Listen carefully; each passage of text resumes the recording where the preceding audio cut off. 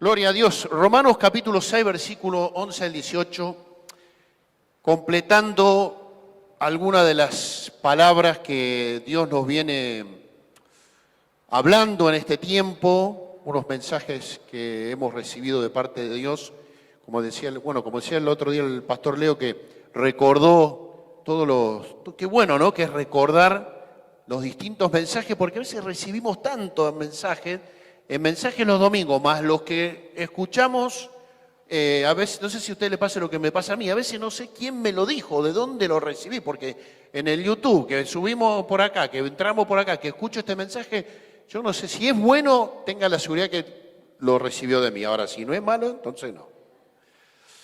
Y bueno, vamos a completar todo esto que viene hablando el Señor a nuestras vidas.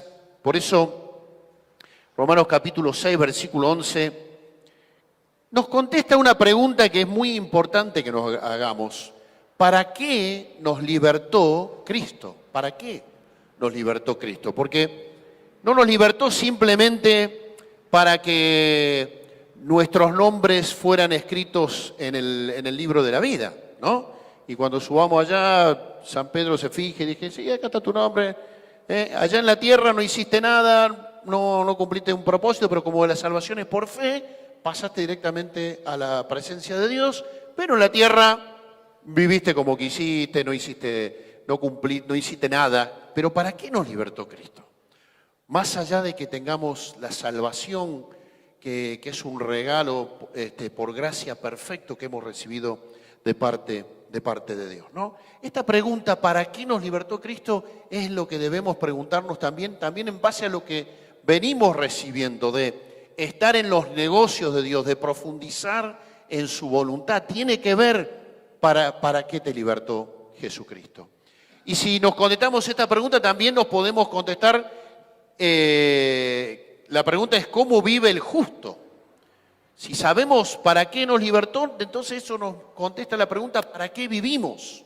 ¿Para qué estamos en esta vida? El justificado, el que ha sido declarado inocente. El justo es aquel que, siendo culpable, el juez supremo, Dios, por la sangre de Cristo, porque Cristo ocupó un lugar en nuestra cruz, nos declaró inocentes. A pesar de que nosotros dijimos, sí, yo soy culpable, soy pecador, contrario a la justicia humana, que cuando te declarás culpable vas preso. Bueno, la justicia de Dios es que el que se declara pecador, el que se declara culpable, es declarado inocente. Y eso es ser justo. Con un propósito somos justificados. Y sin embargo, tantas veces, a pesar de tener un propósito, tantas veces vivimos como empantanados, atascados en un lugar sin poder avanzar, sin propósito, sin desafíos de fe. A pesar de que la palabra dice, el justo vivirá por fe, no por vista, no haciendo lo que puede. Y estamos entendiendo también en este tiempo que todo lo que Dios tiene no es para algunas personas en especial que tienen un don especial, que tienen una fuerza especial. No, todos tenemos el mismo espíritu, sí tenemos un propósito distinto, sí tenemos una función distinta que cumplir dentro del cuerpo, pero todos podemos vivir por fe y estamos llamados a vivir por fe. No es solamente alguien que deja todo y se va al campo misionero, como nuestros hermanos Blasco, los Campelos o los Pinto. No es que ellos sí porque tienen un llamado. No, todos estamos llamados a vivir por fe. Y esta palabra de Romanos capítulo 6 es muy importante que la podamos creer, que la podamos reconocer en nuestras vidas y también aplicarla y afirmarla y obedecerla para que salgamos de este empantanamiento. ¿Se dice empantanamiento? Estar empantanados, estar atascados y sin poder avanzar o estar incluso retrocediendo o esos altos y bajos que vivimos en la vida cristiana, ¿no? Qué tremendo, porque lo que la palabra declara acá es que Cristo alcanzó la victoria para cada uno de nosotros. Y qué tremendo que teniendo la victoria asegurada, no vivirla ni disfrutarla y menos manifestarla. Qué tremendo que es teniendo la victoria asegurada, sabiendo que la batalla fue ganada, que la guerra ya está, ya se ganó, aunque estamos luchando, aunque estamos avanzando en la lucha, no la disfrutemos, no la vivamos. Eso que Cristo alcanzó allí en la cruz del Calvario por cada uno de nosotros. Romanos capítulo 6 dice, versículo 11, de la misma manera, ahí está, así también ustedes consideren ser muertos al pecado, pero vivos para Dios en Cristo Jesús. Por lo tanto, no permitan ustedes que el pecado reine en su cuerpo mortal, ni obedezcan a sus malos deseos.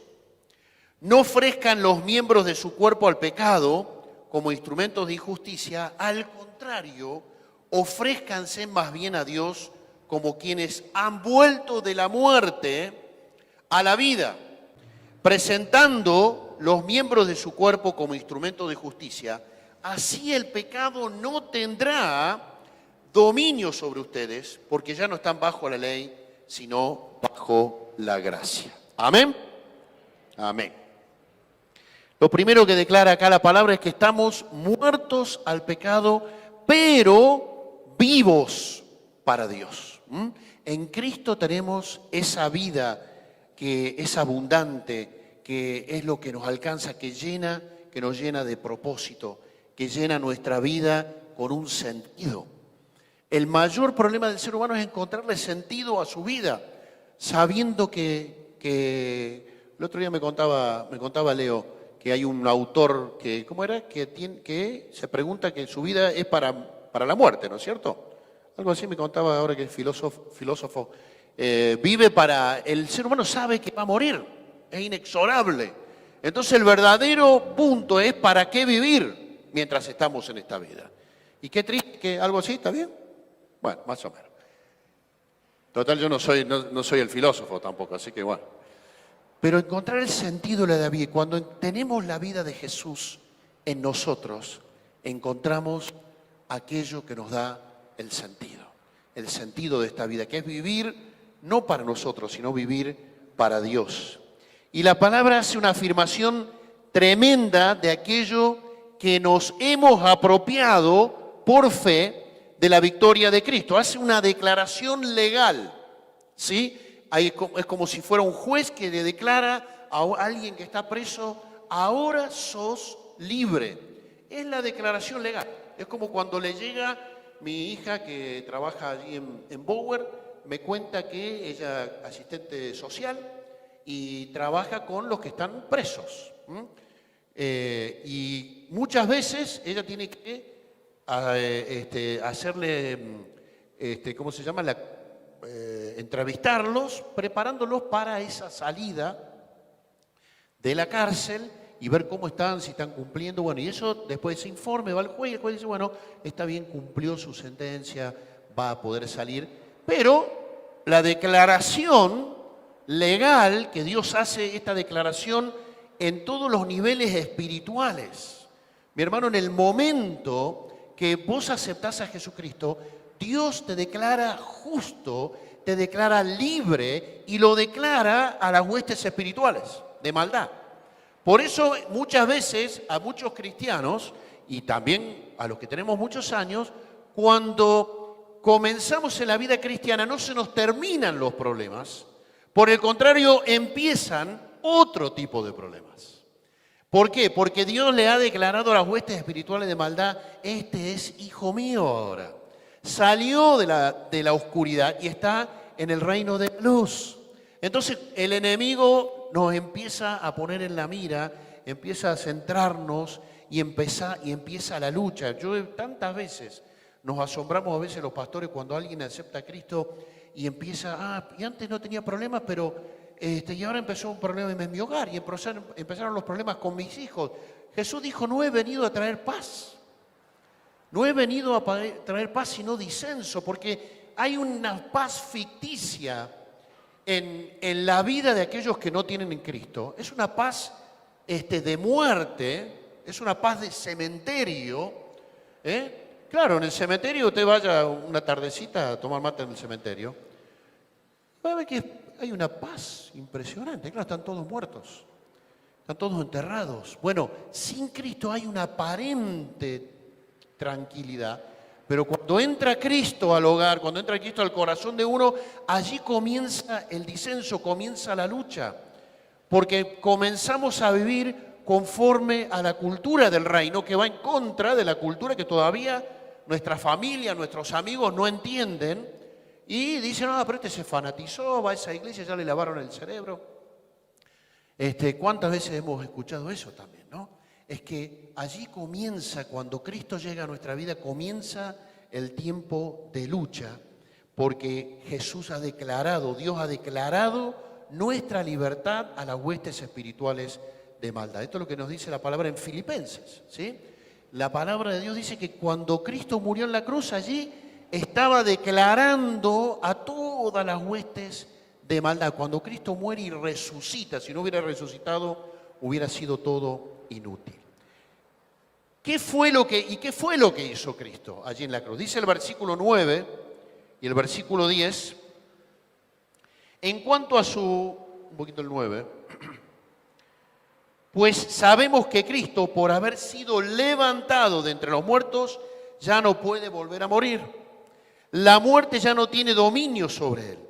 En cuanto a su muerte, murió el pecado una vez y para siempre. En cuanto a su vida, vive para Dios. Esto es lo que pasó con nosotros. Por eso el pasaje en el versículo 11 dice, de la misma manera como Cristo murió una sola vez y muere al pecado y ya no tiene dominio sobre él, de esta misma manera, de esta misma forma, esto es lo que sucede en la vida de aquel. Muere para el pecado y comienza a vivir para Dios. Tiene la vida de Dios en él. Qué bueno que nosotros podamos reconocer esto, porque esta es una afirmación fuertísima de lo que Dios hizo por nosotros, lo que Jesús hizo por nosotros aquí en la cruz del Calvario. Cuando lo creemos, empezamos a vivir como libres y ya no vivimos como esclavos. El pecado ya no tiene poder sobre nuestras vidas. Y esto es lo que sucede con toda persona que por fe se apropia del sacrificio de Cristo y lo recibe como su Señor y como su Salvador. Ahora, esta es la declaración legal. Ahora hay que comenzar a manifestar, a vivir en esa libertad que Cristo nos dio. Tengo la sentencia legal, dice el versículo 12 al 13.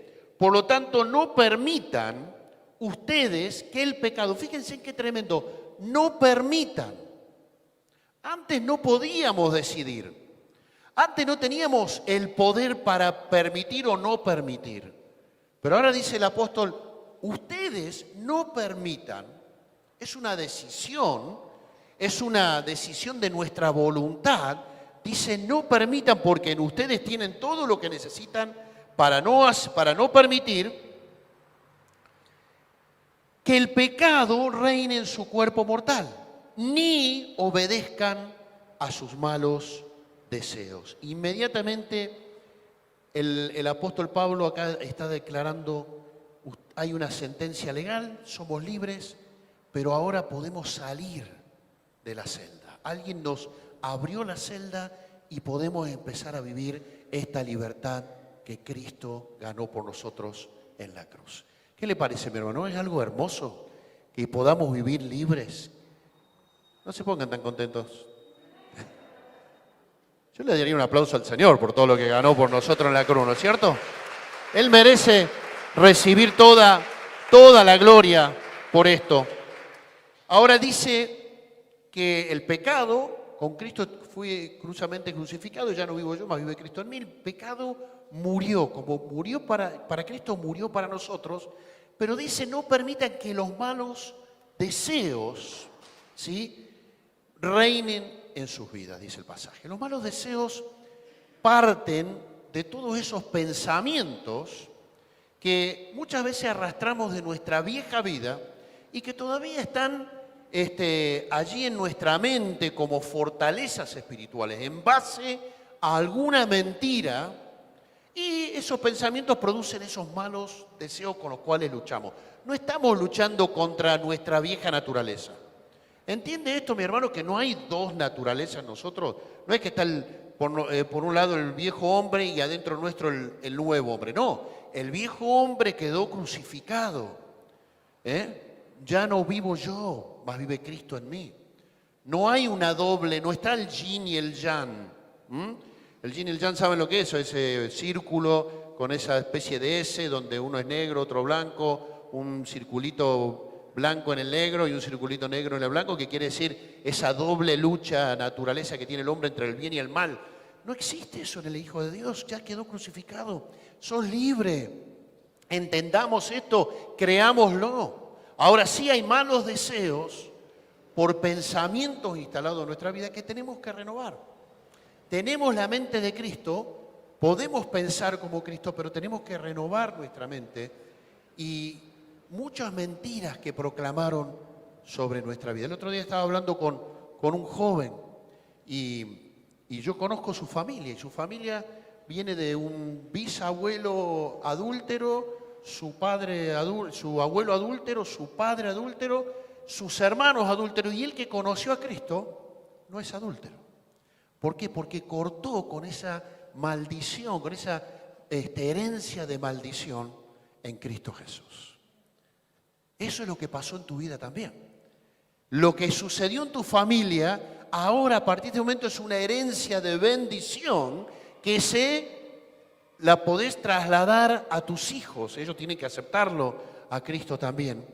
Pero esa herencia y esta forma de pensamiento es lo que únicamente podemos renovar nuestra mente de una manera. ¿De qué manera podemos desalojar la mentira?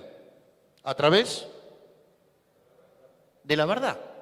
Que la verdad sea la que derriba esa fortaleza espiritual que se instaló en nosotros por algo que alguien declaró, alguien dijo. Estaba hablando el otro día con un hombre y me decía que, bueno, que su hijo estaba por dejar todo para servir al Señor y justo ahora que tiene un trabajo fijo y él dice, no sabe hacer nada, es inútil, dice, no sabe barrer, no sabe pintar, no sabe hacer nada.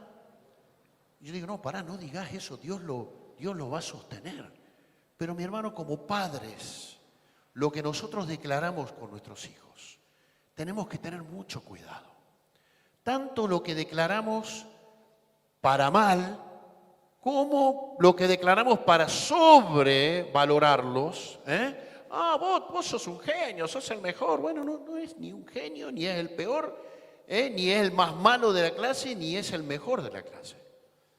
Tenemos que tener cuidado lo que declaramos para que esos pensamientos que se instalan a través de los padres que tenemos autoridad sobre nuestros hijos, ¿sí? Tengamos cuidado que declaremos lo que Dios quiere. Por eso cuando presentamos a los bebés hemos aprendido en este tiempo y le decimos a los padres, pregúntenle cuál es el nombre que Dios quiere para sus hijos. Porque ese nombre que tiene un significado también marca un propósito para la vida de ese hijo. ¿Sí? ¿Se acuerdan? Y llamarás a tu hijo Emanuel, que quiere decir Dios con nosotros, y Jesús, que quiere decir el que salva de los pecados. Esto tiene un propósito. Dice el apóstol, no permitan, en el versículo 12, que reine esto en sus cuerpos mortales. Tenemos que ponernos bajo el proceso de renovar nuestra mente para poder pensar como Jesús en cada situación que nosotros tenemos que enfrentar. Para que tomemos decisiones sabias de acuerdo a la cultura del reino de Dios. Podemos elegir esto en nuestras vidas, podemos elegir esto para nuestras familias, para nuestros hijos, hasta que nuestros hijos tengan ya la edad para tomar decisiones. Antes de Cristo no lo podíamos hacer. Dice el pasaje que presentemos nuestros cuerpos, que no presentemos nuestros cuerpos al pecado, sino que nos presentemos ante Dios para su servicio. Presentarnos es aquello que nosotros hacemos voluntariamente, la decisión de decir, no voy allá de darle lugar al pecado a través de mi mente, de mis pensamientos, sino que me presento ante Dios. Permito que el Espíritu Santo llene mi vida y guíe mi vida, que tome el control. Verdaderamente creemos que esto es lo que Dios hace en nuestras vidas cuando nos estamos haciendo su propósito, queremos hacer su voluntad. Dice Gálatas capítulo 5, versículo 16, que habla de lo que es presentarse. Un pasaje que habla perfectamente de lo que es presentarse ante Dios, para reconocer su voluntad y vivirla. Dice, vivan en el Espíritu y no seguirán los deseos de la naturaleza pecaminosa. Si nosotros vivimos en el Espíritu, somos llenos del Espíritu Santo, no tenemos que preocuparnos por los deseos de la vieja naturaleza, porque todo nuestro ser va a ser dominado por el Espíritu, va a ser conducido para pensar como Cristo, para poder actuar como Cristo, para poder ser luz y sal, como lo fue Jesús mientras estábamos aquí. Entonces dice, vivan el Espíritu y no seguirán los deseos de la naturaleza pecaminosa. Cuando el Espíritu Santo es el Señor de nuestras vidas, podemos vivir como Dios quiere cada día. Hay a veces entendemos mal ciertos ejercicios o ciertas disciplinas espirituales. Pensamos que las disciplinas espirituales nos ayudan a vencer el pecado, a que Dios nos mire con su favor. Pensamos que porque ayuno, Dios me va a favorecer más, porque hago un sacrificio y Señor, voy a hacer un sacrificio, voy a ir a la iglesia, voy a ir a la reunión. Miren lo que dice Colosenses capítulo 2, versículo 20. Pensamos que porque practicamos ciertas disciplinas espirituales, no vamos a tener tentación, no vamos a tener lucha espiritual. Colosenses capítulo 2, versículo 20,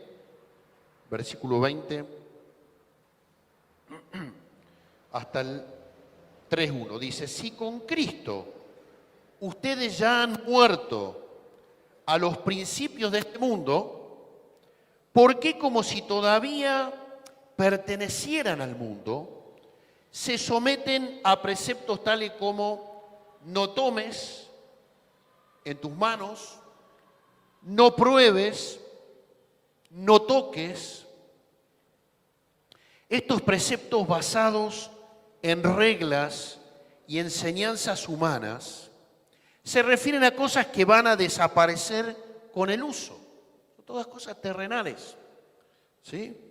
El reino de los cielos, el reino de Dios, dice, no tiene nada que ver con comida o bebida, sino con gozo, paz y amor en el Espíritu, dice la palabra de Dios.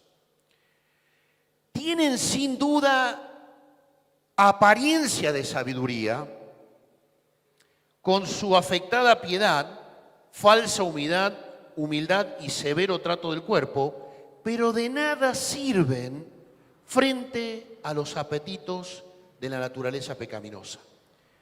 Ya que han resucitado con Cristo, busquen las cosas de arriba donde está Cristo sentado a la derecha de Dios. Dice, todas estas prácticas religiosas pueden ayudarte para crecer en la piedad, en tu comunión con Dios, en tu relación con Dios, pero no tiene ningún efecto para los apetitos de la carne. Lo único que tiene efecto es pongan la mirada en Cristo, pongan la mirada en Jesús, que está sentado, dice que está arriba, sentado a la diestra del Padre, está bajo dominio, está con autoridad, y nosotros le brindamos autoridad sobre nuestras vidas. Ahora, quiero que contestemos la pregunta en esta mañana de ¿para qué fuimos libertados? ¿Para qué fuimos libertados del dominio del pecado, del dominio de Satanás? Estamos leyendo Romanos capítulo 6, versículo 18 ahora. Dice la palabra, en efecto, habiendo sido liberados del pecado, ahora son ustedes esclavos de la justicia. Habiendo sido liberados del pecado, ahora son esclavos de la justicia. Hermano, que hayas sido liberado no quiere decir que sos independiente, ¿sí? No quiere decir que, bueno, ahora Cristo me liberó, mi nombre está escrito en el libro de la vida, voy directo al cielo, Hay una canción de un conjunto de rock que decía la autopista al infierno. Ahora nosotros el cristiano es la autopista al cielo. Correcto, perfecto. Pero, dice acá la palabra que hemos sido, no somos independientes, somos esclavos de Dios. Y si no te gusta la palabra esclavo, podemos pensar que somos la posesión de Dios. Que eso era un esclavo en realidad. ¿A cuántos les gusta la palabra esclavo? A ver, levanten la mano. No a muchos. A 2, 3. Si entendemos que somos esclavos de Dios, ¿no? Pero posesión. Sí, así. Sí, ahí sí. Bueno, pero cuando decimos esclavo, íntimamente, no me gusta ser esclavo, porque esclavo, yo vi la película de Kunta Kinte. O sea, ¿quién vio la película? ¿Te acordás? La de Kunta Kinte. ¿Se acuerdan? Kunta Kinte, bien, Carlito, que es de mi época también. El resto no se hagan los jóvenes porque yo sé que la han visto. Era un esclavo que, sufrió todo, pobre. Y cómo sus generaciones después terminaron siendo libres, ¿no? Pero, la palabra esclavo no nos gusta. ¿Te gusta la posesión de Dios? ¿Que le perteneces a Dios? ¿Que no sos independiente de su voluntad? Ahora que estoy libre, mi voluntad va para allá y la voluntad de Dios va para este lado. No. Sos su posesión exclusiva y Dios es celoso con aquello que le pertenece. Él es muy celoso con aquello que le pertenece. Y si dice la palabra que ya somos libres, dice el versículo 13, no ofrezcan los miembros del cuerpo al pecado como instrumentos de injusticia, al contrario, ofrézcanse más bien a Dios como quienes han vuelto de la muerte a la vida, presentando los miembros de su cuerpo como instrumentos de justicia. No somos más instrumentos de pecado, de iniquidad, sino que ahora somos instrumentos de justicia, ¿sí? Para llevar adelante la justicia de Dios. ¿Qué es un instrumento? Un instrumento es un objeto fabricado, en este caso nuestras vidas somos instrumentos creados por Dios, que puede ser simple o puede ser combinado por varias piezas con un propósito de realizar un trabajo o una actividad. Y el Señor dice, a partir de este momento ustedes son instrumentos de justicia. ¿Y qué es justicia? Que no es la justicia humana, sino que tiene que ver qué es la justicia de Dios. No es solo, mi hermano, vivir, que es parte de lo que es justicia, en integridad y santidad. Justicia es vivir en integridad y en santidad.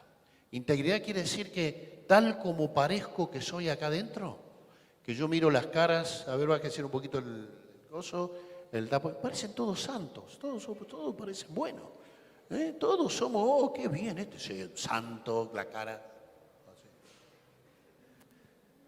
Bueno, así como somos acá, como parecemos acá, tenemos la integridad quiere decir que cuando estoy en un lugar donde nadie me conoce, donde no me ve, soy de la misma manera. Cuando estoy en mi cuarto, con mi computadora, con mi celular, soy de la misma manera como soy frente a todos. No tengo doblez, no encubro el pecado. Integridad quiere decir también, ojo, reconocer que soy pecador. Ser sinceros. Eso es la integridad. Decir, sí, la verdad que caí, que cometí este pecado, que necesito ayuda. Eso es ser íntegro. Y santidad es ser separado, ser apartado del mundo, del pecado, pero ser apartado para algo.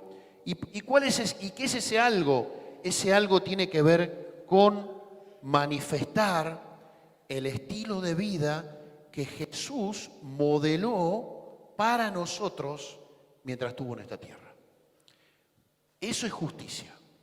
Jesús vivió en total justicia. Cuando leemos en los evangelios que se resumen los 3 años de Jesús, ¿qué modeló Jesús?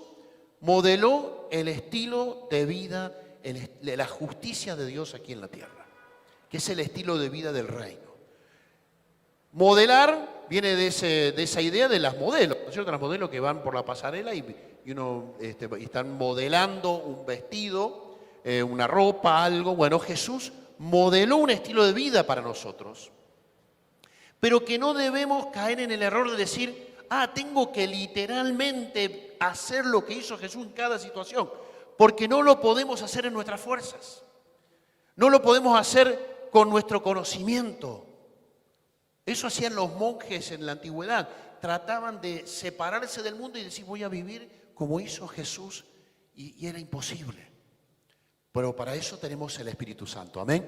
Tenemos el Espíritu Santo que de adentro hacia afuera va transformando nuestra vida a la imagen de Jesús. Y ese Espíritu es el que nos lleva a ser instrumentos de justicia, ¿sí?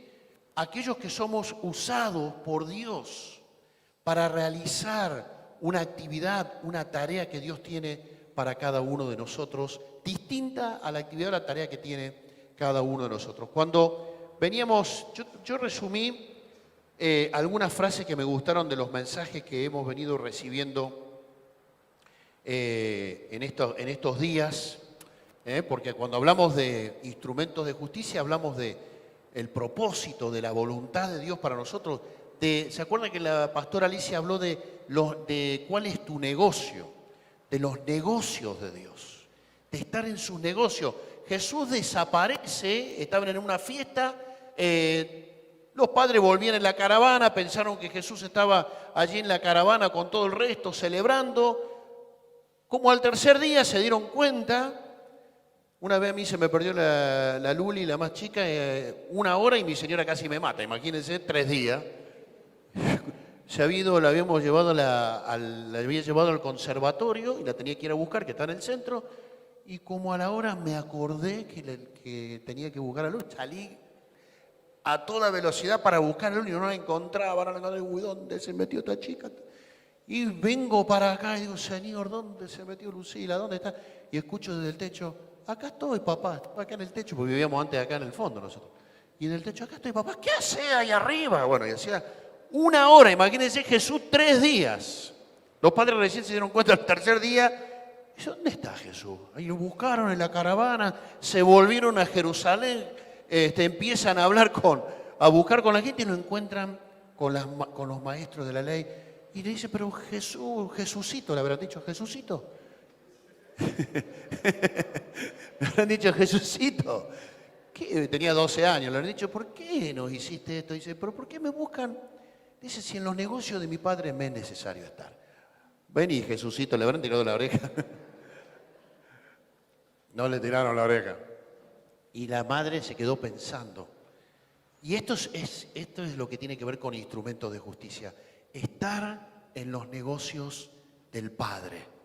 Y una frase que me gustó de lo que escuchamos de ese mensaje es que muchas veces entendemos el servicio como algo anexado, ¿sí?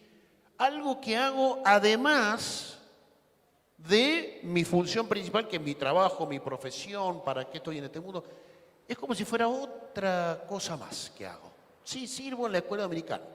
No, estoy tocando, me toca algunos domingos tocar la alabanza en la iglesia, estoy en una célula, soy obrero de célula. Esto es algo más que hago. Cuando debemos entender que es nuestro negocio principal, es para lo cual estamos en este mundo, desarrollar los intereses de nuestro Padre, que es el dueño del negocio. No como algo anexado, sino como lo principal. Y muchas veces tenemos otros negocios que están en nuestra vida. ¿Cómo manifestamos? ¿Cómo somos instrumentos de justicia? Ayer, los que estuvimos en el encuentro de varones, vieron que un muchacho que venía con el pastor contó un testimonio precioso, realmente hermoso. Él vive en un barrio y su auto lo deja afuera y una noche le abrieron el capó y le robaron la batería. Era la 5ª vez que le robaban la batería. Entonces dice que el muchacho dijo, bueno, Señor, ¿por qué? La protección, bueno, todas las preguntas que uno se hace, me imagino yo. Dice que escuchó que el Señor le dijo, ¿vos te fijaste dónde vivís? Algo así era, ¿no es cierto? Estoy más o menos bien con la idea. Y le dijo, ¿vos te fijaste dónde vivís? Y dice que empezó a mirar y claro, enfrente tenía un yuyal tremendo de un terreno, no sé, y su calle no tenía luz. Y el Señor le dice, ¿vos te fijaste dónde vivís? Vos sos instrumento de justicia. Muchas veces los cristianos, pero la municipalidad tiene que venir a cortar el pasto. No, vos sos instrumento de justicia. El mundo es instrumento de iniquidad, de injusticia. Va a prevalecer la injusticia. Desgraciadamente, mi hermano, no esperemos nada ahora del 14. Si usted está poniendo su esperanza en algún político, en alguien, en estos días me invitaron como a 20 desayunos, 4 almuerzos, me estoy ahorrando un platal en comida, ¿no? En las elecciones. No voy nunca, la verdad que no voy nunca cuando me invitan. Pero si estás poniendo tu esperanza en que ellos hagan justicia, que porque tengamos algún cristiano, que gloria a Dios si hay algún cristiano que tiene un llamado en la política y entra, gloria a Dios, porque igual no van a votar las leyes del reino en el Congreso. Ojo, en los congresos de acá de Córdoba, de los legisladores cordobeses, de donde sean, ni de la Argentina, van a votar leyes conforme al reino. Ya votaron leyes de injusticia, ¿o no? ¿Sí? Aborto, quieren que les diga el aborto, igualitario, ¿cómo es? El matrimonio igualitario, de género, cada vez votamos más leyes injustas, que son las contrarias al reino. Pero el Señor dijo, ¿para qué estás acá? Entonces agarró, encontró un machete y empezó a cortar el pasto. Y vino un vecino y le dio una de esas, una bordeadora de las grandes. Vino otro vecino, le empezó a ayudar a cortar el pasto. Quedó limpio en lugar de los yuyales. Y después le dijo, que nuestra calle le falta luz. Justo consiguió un trabajo que se dedicaban a poner postes de luz. Un día le sobraron 6 postes con las lámparas, todos se la dieron y él empezó a colocar las lámparas, y los postes y las luces en su barrio y para las otras cuadras. Cuando él manifestó esa justicia, ¿saben qué pasó? El otro día dicen que hacía 2 años que habían llamado alumbrado público. Ustedes casualmente al otro día vinieron lo del alumbrado y dijeron, venimos a colocar las luces de toda esta zona. Cuando uno manifiesta la justicia, ¿sí?, se replica en el mundo. Pero para eso estamos, mis hermanos, para ser instrumentos de justicia en el lugar donde nosotros estamos. Luz y sal. No esperemos que los injustos hagan justicia. No, es imposible. No podemos esperar que los injustos hagan justicia. Los justos son los que hacen, los que llevan adelante la justicia de Dios. Muchas veces, como otra palabra que recibimos, cuando la voluntad de Dios para nosotros queda en lo superficial y no la profundizamos, estamos en problemas. Invertimos en cosas que no son su voluntad. Invertimos en cosas que no son su voluntad. Nuestra vida debe invertirse para llevar adelante el propósito de Dios. Si tu talento Dios te llamó para ser médico, abogado, enfermero, albañil, sé el mejor médico, enfermero, albañil para la gloria de Dios, para que Dios reciba la gloria. Porque instrumentos de justicia somos para glorificar y honrar el nombre de Dios. Es así, para eso somos instrumentos de justicia. Y nuestra vida debe invertirse en ese propósito. Mis hermanos, quizás este momento está bueno para que nos preguntemos si estamos manifestando la justicia de Dios. ¿Qué te dice el Espíritu? Vamos a cerrar nuestros ojos.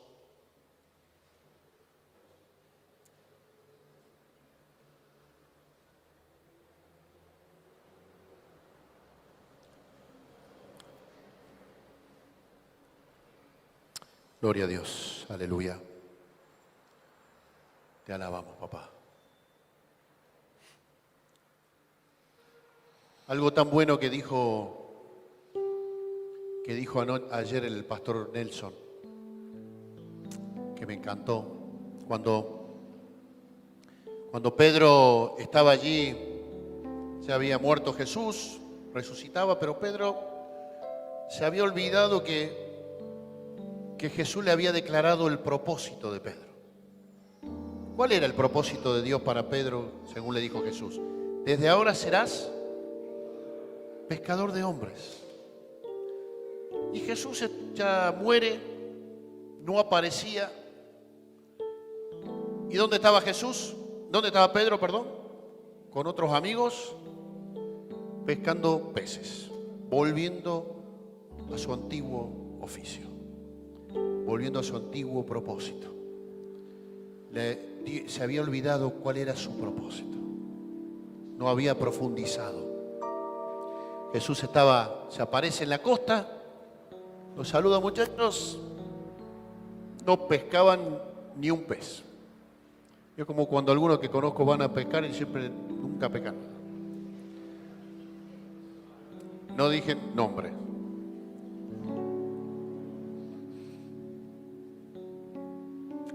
Y Jesús le dice, muchachos, tiren la red a la derecha, como había hecho otra vez. Y dice que allí pescaron. Pedro se dio cuenta, es el Señor.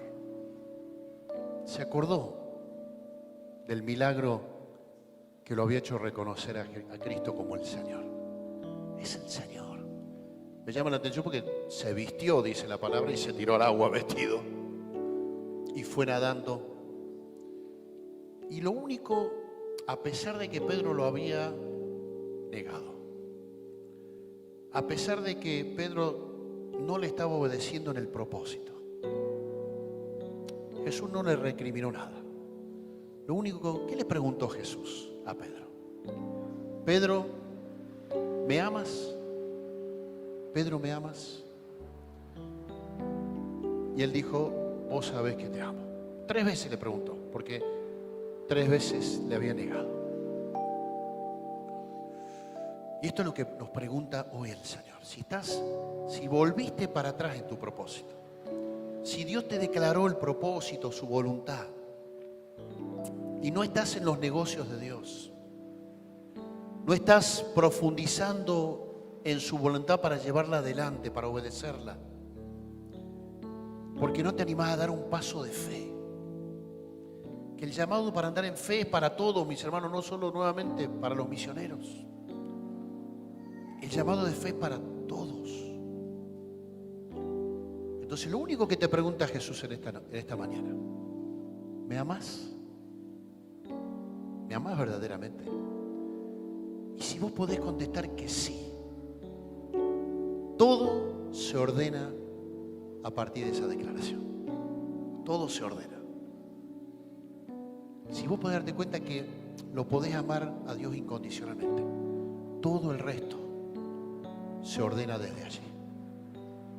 Entonces yo quisiera que en esta mañana cierres tus ojos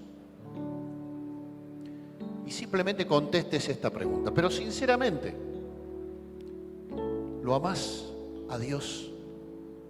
No por lo que te pueda dar, no por lo que vas a recibir, no porque te dijeron que prosperás económicamente, no porque te dijeron que todo es color de rosas. Puedes decir, sí, te amo, papá. A pesar de que fallé, a pesar de que caí, yo te amo con todas mis fuerzas y con todo mi corazón. En el nombre de Jesús. Gloria a Dios. Gloria a Dios. Aleluya.